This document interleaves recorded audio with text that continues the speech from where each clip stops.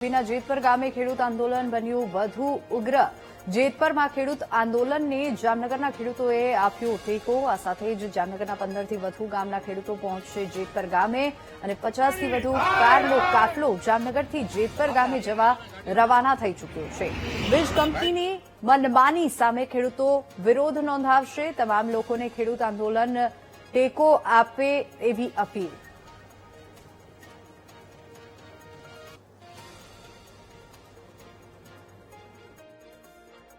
મોરબીના જેતપુર ખાતે જે અનશન આંદોલન ચાલુ છે એના સમર્થન માટે અમે જામનગર જિલ્લાના લગભગ પીડિત ગામો, પીડિત ખેડૂત પરિવાર ત્યાંના સમર્થન માટે જઈ રહ્યા છે। એના માટે અત્યારે અમે જામનગર જિલ્લાના જામનગર તાલુકાના ઠેબા ગામ, ઠેબા ચોકડી ઉપરથી આ રેલીનું અમે પ્રસ્થાન કરી છે।